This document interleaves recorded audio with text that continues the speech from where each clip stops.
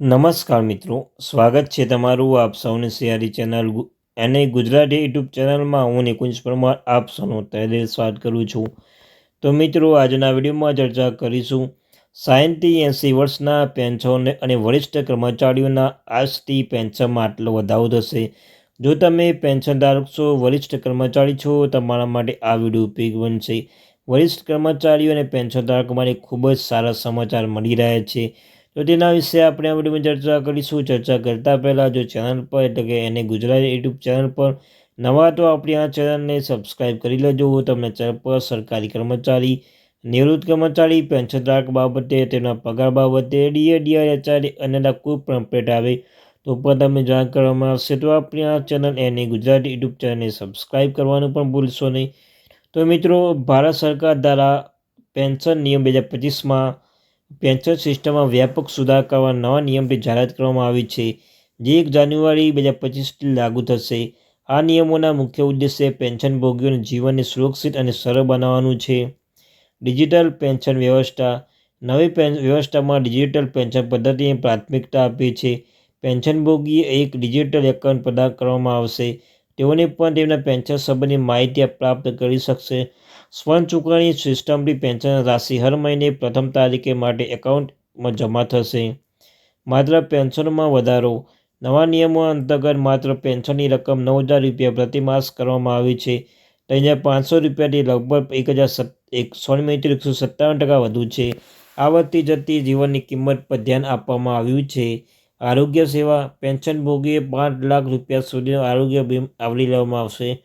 તેમને કેન્સર સારવારની સુવિધા અને હોસ્પિટલ સારવારની જરૂર છે. સાથે પણ ટેલિમેડિસિન સેવા પણ ઉપલબ્ધ છે. જીવન પ્રમાણપત્ર અને સરળ પ્રક્રિયા.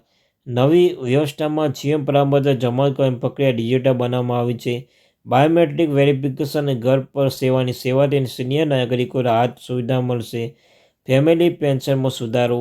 ફેમિલી પેન્શન વ્યવસ્થા પર સુધારેલ છે. પતિની જીવન સુધી પેન્શન અવહિત વેટિયન્સ 25 વર્ષ સુધી દિવ્યાંગ બાળકોના આજીવન પેન્શનનું આયોજન કરવામાં આવ્યું છે. ફરિયાદ નિવારણ પદ્ધતિ. 24/7 ઉપલબ્ધ છે. ઓનલાઈન ફરિયાદ નિવારણ સિસ્ટમ ઇન્સ્ટોલ કરવામાં આવી છે. તેમની ફરિયાદનું નિરાકરણ 15 દિવસમાં અંદર રહેશે. લાભાર્થીની ફરિયાદો સ્થિતિ કે જીવનસાથી પર કરી શકશે. 2025માં લાગુ થવાના આ નવા પેન્શન નિયમો પેન્શનભોગીઓ માટે જીવનમાં મહત્વપૂર્ણ સુધારો કરશે.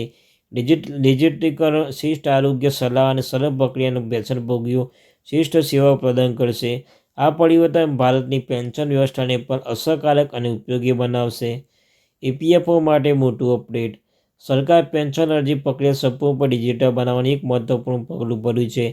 આ નવી સિસ્ટમ માત્ર પેન્શન માટે સુવિધાજનક નથી, પરંતુ વહીવટી દૃષ્ટિકોણથી વધુ કાર્યક્ષમ અને પારદર્શક પણ છે. આ નિયમથી પહેલાંથી જ પેન્શન અરજીની સમગ્ર પ્રક્રિયા સરળ અને સમયબદ્ધ બની ગઈ છે. પેન્શનના કલ્યાણ માટે વિભાગ દ્વારા શરૂ કરવામાં આવતી આ નવી સિસ્ટમ સંપૂર્ણપણે ડિજિટલ છે. આ અંતર્ગત હવે તમામ સરકારી કર્મચારીઓ HRMS પોર્ટલ દ્વારા તેમની પેન્શન અરજીને ઓનલાઈન સબમિટ કરી શકશે. આ ફેરફાર 6 નવેમ્બર 2024થી અમલમાં આવ્યો છે. તે જૂની પેપર પ્રક્રિયાનું ઉગ્મન લાવી છે. આ નવી સિસ્ટમમાં તમામ જરૂરી દસ્તાવેજો ડિજિટલ સ્વરૂપમાં સબમિટ કરી શકાય, જે પ્રક્રિયાને વધુ અનુકૂળ બનાવે છે. ફોર્મ 16 એ વિશેષતાઓ. નવી સિસ્ટમમાં ફોર્મ 16 એકીકૃત દસ્તાવેજ તરીકે ડિઝાઇન કરવામાં આવી છે.